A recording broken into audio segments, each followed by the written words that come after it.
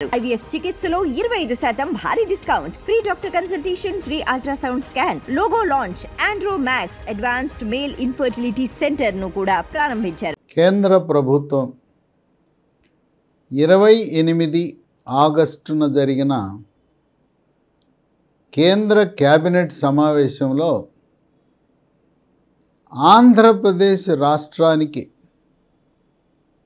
ఒక్కసారిగా 17,000 కోట్లను మంజూరు చేయటం అనేది ఒక విశేషం, ఒక వింత, ఒక విడ్డూరం. ఎవరు ఊహించలా.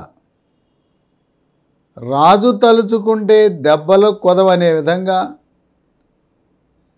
వడ్డించేవాడు మనవాడైతే ఏ మూల కూర్చుంటే ఏంటి అనే విధంగా ప్రధానమంత్రి మోదీ తనదైన శైలిలో ఈరోజు కేంద్ర ప్రభుత్వంలో ఎన్డీఏ ప్రభుత్వం పరిపాలన సాగించటంలో కీలక పాత్ర పోషిస్తున్న ఆంధ్రప్రదేశ్ రాష్ట్రము చంద్రబాబు నాయుడుకి సముచిత స్థానాన్ని గౌరవిస్తూ అడిగిన నిధులే కాదు, అడగని నిధులు కూడా, అడుగని ప్రాజెక్టులు కూడా ఇస్తూ ఒక్క రోజున 17,000 కోట్లు ఒక రాష్ట్రానికి ఇవ్వటం అనేది సామాన్యమైన విషయం కాదు.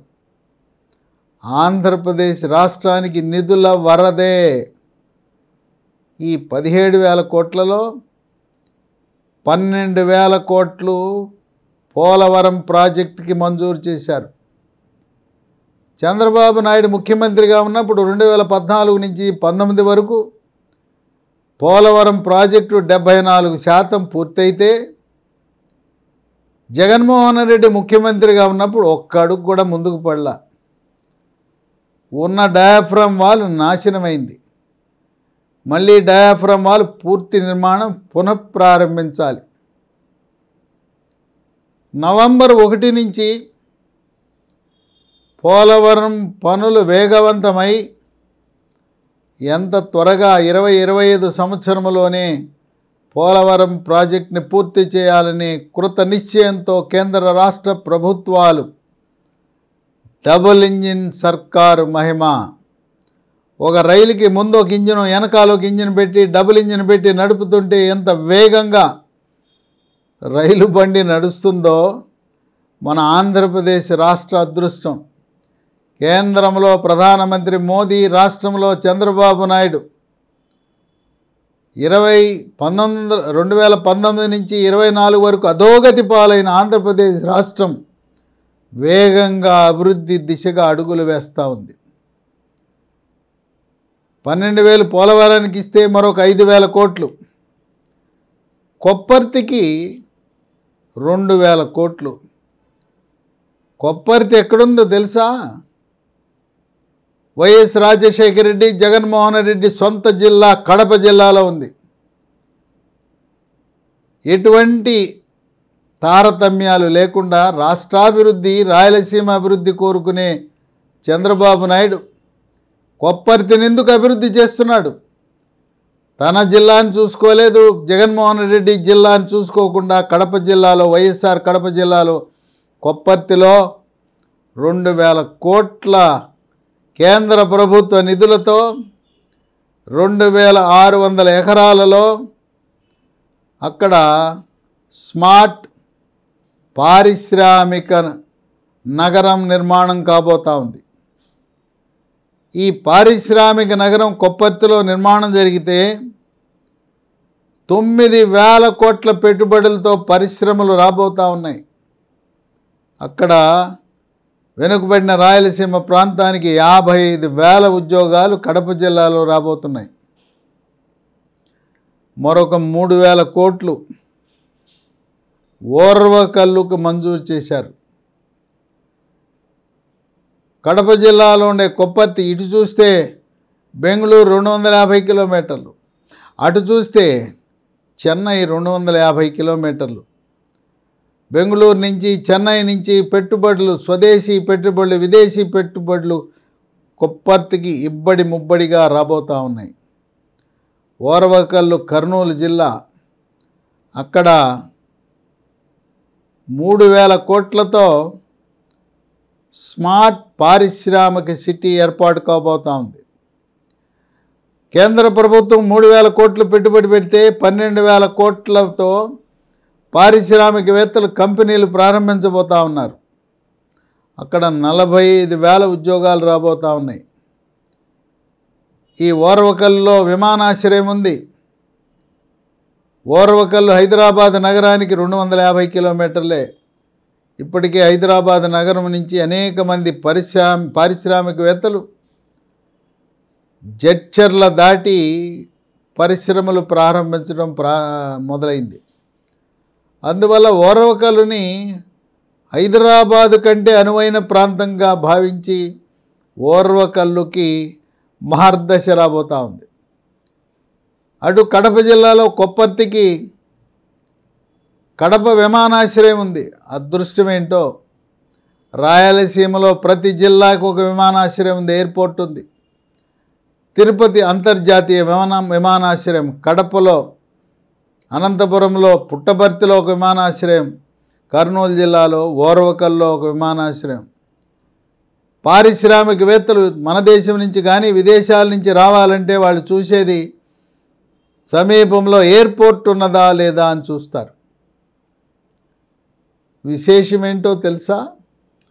దేశంలో 12 పారిశ్రామిక నగరాలకు కేంద్ర ప్రభుత్వం అనుమతిస్తే 12లో 2 నగరాలు మన రాష్ట్రము ఆంధ్రప్రదేశ్కే పరిమితం.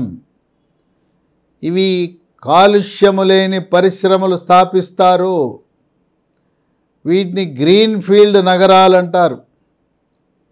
ఎటువంటి అడ్డంకులు లేకుండా ఈ యొక్క నగరాలకు కొప్పర్తి, ఓర్వకల్లులో మంచినీటి సరఫరా, మురుగునీటి పారుదల, విద్యుత్తు, రహదారులు, రైల్వే లైన్లతో లింకు, జాతీయ రహదారితో లింకు, విమానాశ్రయానికి రహదారి, ఇవన్నీ కూడా కేంద్ర ప్రభుత్వ బాధ్యతతో ఇవన్నీ మౌలిక సదుపాయాలు కల్పించబడతాయి. రాయలసీమకు మహర్దశ రాబోతూ ఉంది. ఇప్పటికే భారతదేశంలో అతిపెద్ద సోలార్ ఉత్పత్తి కేంద్రంగా రాయలసీమ విరాజిల్లుతున్న సమయంలో నంద్యాల సమీపంలో చంద్రబాబు నాయుడు యొక్క దూరదృష్టితో ఒక పెద్ద సీడ్ హబ్, మన దేశంలోనే ఏ విత్తనాలు కావాలన్నా నంద్యాల చుట్టుపక్కల అక్కడ విత్తనాలు తయారు చేసే విధంగా, శుద్ధి చేసే విధంగా పెద్ద ఎత్తున ప్రణాళికలు సిద్ధమవుతూ ఉన్నాయి. రాయలసీమ కరువు సీమ కాదు, రాయలసీమ రతనాల సీమ కాబోతూ ఉన్నది. కృష్ణదేవరాయలు పరిపాలించిన ఆనాటి పూర్వ వైభవం, స్వర్ణయుగం మళ్ళీ పునరావృతం కాబోతూ ఉన్నది. రాయలసీమ రతనాల సీమ కాబోతున్నది. వీటితో పాటు రాయలసీమకు చంద్రబాబు నాయుడు ఒక అంకిత భావంతో, పట్టుదలతో నదుల అనుసంధానాన్ని చేపట్టబోతూ ఉన్నారు.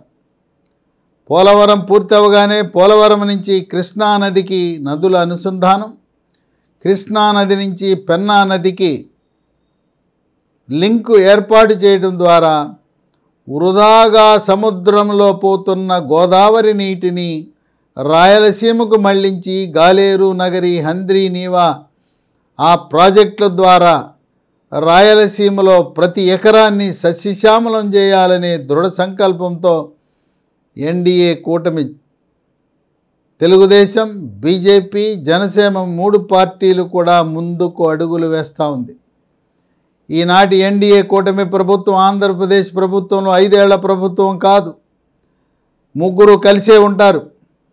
ఎవరు ఎన్ని తంపులు పెట్టినా, విభేదాలు సృష్టించాలని ప్రయత్నించినా 3 పార్టీలు కూడా వాళ్ళు అర్థం చేసుకున్నారు. కలిసి ఉంటే కలదు సుఖము, విడిపోతే తప్పదు దుఃఖం. బలిసిపోయాం వాళ్ళెంతా వీళ్ళెంతా అంటే ఈ 3 పార్టీల్లో ఏ ఒక్కరు పక్కకు తప్పుకున్నా 2029లో ఈ ప్రభుత్వము కొనసాగటం కష్టతరమని విశ్లేషకులు భావిస్తున్నారు. అందువల్ల ఈనాటి కేంద్ర ప్రభుత్వ కేబినెట్ నిర్ణయం రాయలసీమ వాసులకు వరాలిచ్చినట్టే. ప్రధానమంత్రి మోదీ ఆయనకి ప్రత్యేకమైన అభిమానము రాయలసీమపై ఉంది. అందువల్లనే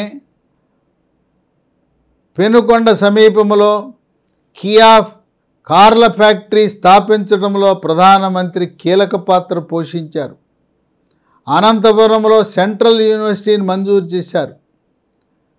అలాగే కేంద్ర ఆర్థిక శాఖ అధీనంలో ఎక్సైజ్ అకాడమీని ఏర్పాటు చేశారు.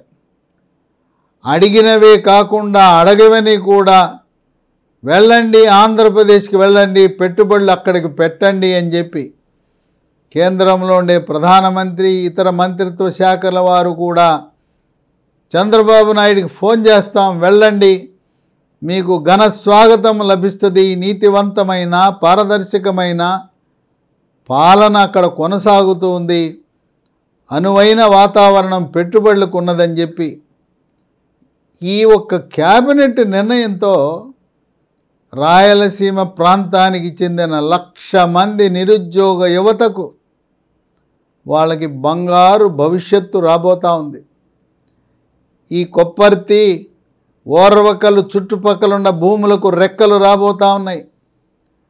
25-30 లక్షలుండే భూములు 3 కోట్లు కాబోతూ ఉన్నాయి.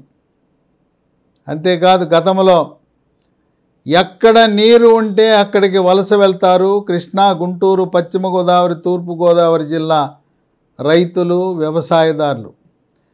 గతంలో రాయలసీమలో కేసీ కెనాల్ నిర్మాణం కాగానే కర్నూలుకు వెళ్ళారు, కడపకు వెళ్ళారు, అక్కడ స్థిర నివాసం ఏర్పరచుకున్నారు కృష్ణా, గుంటూరు, పశ్చిమ గోదావరి జిల్లా వాసులు. అలాగే ఎన్టీ రామారావు తెలుగు గంగ ప్రాజెక్టు పెట్టినప్పుడు తెలుగు గంగ ప్రాజెక్టు ఎక్కడ కాలువలు ఉంటే అక్కడికి వెళ్ళారు కృష్ణా, గుంటూరు, పశ్చిమ, తూర్పు గోదావరి జిల్లా వాసులు. అదేవిధంగా ఇప్పుడు నదుల అనుసంధానము ద్వారా పెన్నా నది నుంచి నీరు ప్రవహిస్తూ ఉంటే, సస్యశ్యామలమవుతుంటే మళ్ళీ కోస్తాంధ్ర ప్రాంతం నుంచి కూడా రాయలసీమకు వలసలు, అలాగే తెలంగాణ జిల్లాల నుంచి కూడా ఆంధ్ర ప్రాంతానికి వెళ్దాం, వలస వెళ్దామనే ఆలోచనలు వాళ్ళలో రేకెత్తిస్తూ ఉంది. ఆర్థికంగా వెనుకబడి అప్పుల ఊబిలో కూరుకున్న ఆంధ్రప్రదేశ్ రాష్ట్రానికి ఇది పెద్ద ఊరట. ఇప్పటికే ఆంధ్రప్రదేశ్ రాజధానికి అమరావతికి 15,000 కోట్లు ఇస్తామని ప్రకటించిన కేంద్ర ప్రభుత్వం చంద్రబాబు నాయుడు ఢిల్లీకి వెళ్ళగానే అదే రోజు 1,500 కోట్లు అమరావతి రాజధానికి విడుదల చేయటం విశేషం. ఆ 15,000 కోట్లు కూడా కేంద్ర ప్రభుత్వము మనకి తిరిగి చెల్లించవలసిన అవసరము లేకుండా గ్రాంట్ రూపంలోనే మనకి ఇవ్వటం అనేది కూడా మరొక విశేషం.